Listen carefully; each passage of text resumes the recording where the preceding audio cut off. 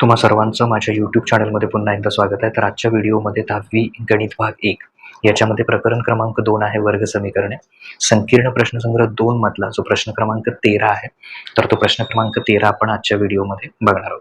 तर प्रश्न क्रमांक 13 काय आहे? रंजनाला वाढदिवसानिमित्त 540 संत्री काही विद्यार्थ्यांना समान वाटायचे आहेत. जर 30 विद्यार्थी जास्त असते तर प्रत्येकाला 3 संत्री कमी मिळाली असती, तर विद्यार्थ्यांची संख्या किती ते शोधून काढायचं. तर त्यासाठी आपण काय करणार? एकूण विद्यार्थी जे आहेत, एकूण विद्यार्थी संख्या समजा x आहे.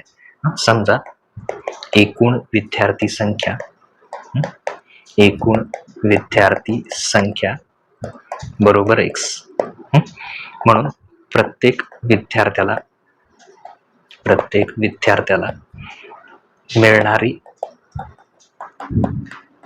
संत्री, तर एकूण संत्री किती आहेत? 540. त्याला काय करायचं? विद्यार्थ्यांच्या संख्येनं भागायचं. म्हणजे उदाहरणच घ्यायचं झालं, समजा एकूण संत्री 540 आहेत आणि विद्यार्थी समजा 90 आहेत, तर शून्याला शून्य गेले, 90 भागायचं त्याला, 9 × 54 म्हणजे प्रत्येकाला 6 येतील अशा अर्थाने. तर हे काय करायचं? आपण काय करतो? एकूण 540 संत्री आहेत, तर त्याला विद्यार्थ्यांच्या संख्येनं काय करायचं? भागायचं.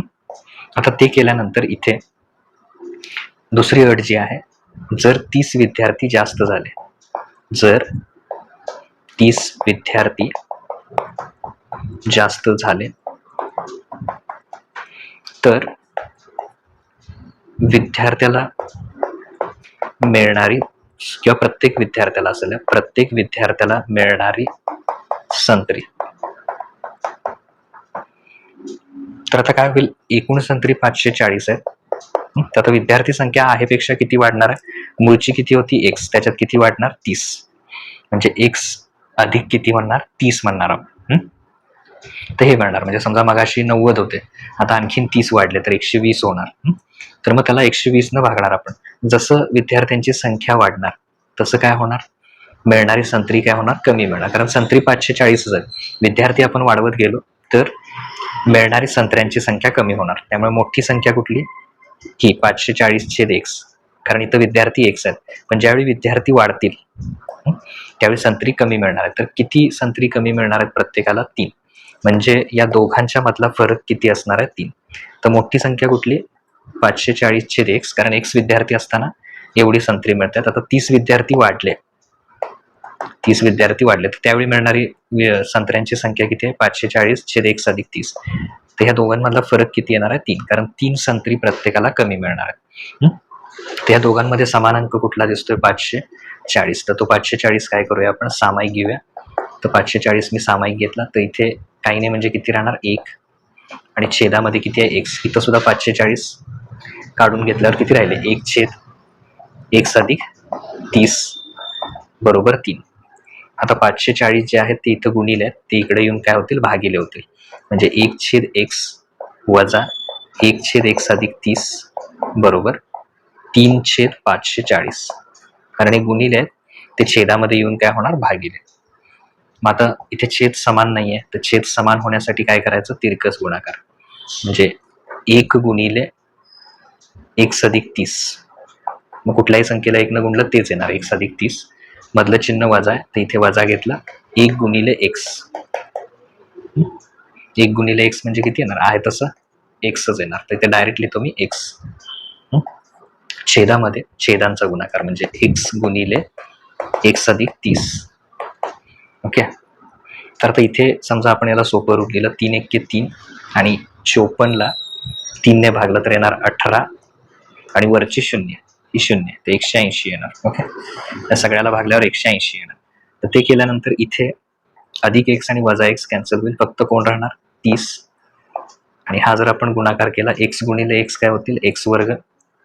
x गुणिले 30 काय होणार? 30x बरोबर इकडे आहे तसं 1/180. आता परत हे सोडवण्यासाठी काय करायचं? तिरकस गुणाकार. तर हा तिरकस गुणाकार पहिला करूया. म्हणजे 1 गुणिले x वर्ग अधिक 30x आणि इकडे 30 गुणिले 180. हे केल्यानंतर इथे कुठल्याही संख्येला जर 1 ने गुणलं तर तेच येणार, म्हणजे x वर्ग आणि परत 30x. आता यांचा जर गुणाकार केला आपण तर तो इकडे किती येणार आहे, 18 त्रिक 54 आणि वरच्या 2 शून्य म्हणजे 5400. आता याचं चिन्ह इथे अधिक आहे, तो या साईडला येऊन काय होईल, वजा, म्हणजे एक्स वर्ग अधिक 30x वजा 5400 हे इकडे येऊन वजा झाले बरोबर 0. आता याचे अवयव पाडायचे, तर याचे अवयव पाडताना काय करायचं, 1 गुणिले वजा 5400, तर ते 1 न गुणल्यावर तेच उत्तर येणार म्हणजे वजा 5400. याचे अवयव पाडायचे, आता मधली संख्या किती आहे, 30 आणि त्याचं चिन्ह आहे अधिक. तर गुणाकार वजा कधी येतो, एक संख्या अधिक असेल आणि एक संख्या काय असेल वजा, तर त्यांचा गुणाकार नेहमी ऋण संख्या येतो. आणि चिन्ह भिन्न असतील तर नेहमी शोधायची वजाबाकी. तर अशा दोन संख्या ज्यांचा गुणाकार 5400 आहे आणि ज्यांच्यातला फरक 30 आहे. तर समजा मी 90 आणि 30 घेतले, तर 90 आणि 30चा गुणाकार किती येतोय, 90 गुणिले 30 5400 आणि वजाबाकी केली आपण, सॉरी 60 घेऊया, 60 घ्यायला पाहिजे, सॉरी इथे 60 घ्यावं लागेल. 90 गुणिले 60 तर किती येणार आहेत, 5400 आणि 90 मधून 30 गेले, सॉरी 90 मधून 60 गेले, किती उरणार, 30 आणि मोठ्या संख्येचं चिन्ह अधिक, इथं बरोबर आहे. तर हे अवयव इथं वापरूया, म्हणजे एक्स वर्ग अधिक याचे अवयव पडणार इथे, याचे दोन भाग करायचे 30x चे. पहिला भाग किती येणार, अधिक 90x वजा दुसरा भाग किती आहे तो 60x वजा 60x वजा 5400 बरोबर 0. आता ते केल्यानंतर इथे दोन दोनचे गट करायचे, तर पहिल्या दोघांच्या मधून काय करणार आपण, एक सामायिक घेणार. इथं 2 आहेत, त्या 2 पैकी एक सामायिक घेतला म्हणजे एक शिल्लक राहणार. 90x मधला एक सामायिक घेतला, 90 आहे ते, त्यातला एक सामायिक घेतला म्हणजे फक्त कोण राहिला 90 वजा 60 सामायिक घेतले, तर काय राहिलं फक्त x.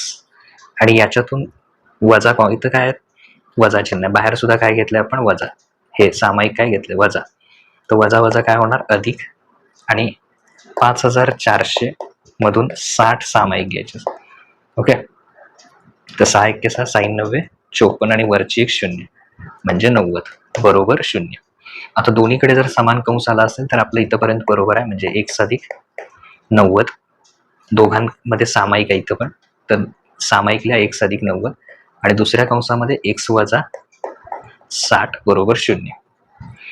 मग काय होईल, एक तर x अधिक 90 म्हणजे पहिला कंस तरी 0 असेल किंवा दुसरा कंस तरी 0 असणार, म्हणजे x वजा 60 बरोबर 0. अधिक 90 काय होतील, इकडे येऊन वजा, म्हणजे x बरोबर वजा 90 किंवा इकडे येऊन काय होतील अधिक 60, म्हणजे x उत्तर वजा 90 x 60. पण x कधीही वजा 90 असणार नाही. त्याचं कारण काय, तर हे कंसात लिहायचं इथे, विद्यार्थी संख्या ऋण येणार नाही, कधीही ऋण संख्या येणार नाही. विद्यार्थी संख्या ही नेहमी धनसंख्याच असणार, त्यामुळे x बरोबर किती येणार 60. मग इथं शेवटचं वाक्य लिहायचं, इथे मी लिहितोय, इथं प्रश्नामध्येच असतं त्याचंच वाक्य तयार करायचं, तर विद्यार्थ्यांची एकूण संख्या बरोबर 60. तर 60 हे त्याचं काय असणार आहे, अचूक उत्तर असणार आहे. ते इथं खाली वाक्य लिहायचं सगळ्यात शेवटी, एकूण विद्यार्थ्यांची संख्या ही 60 असेल.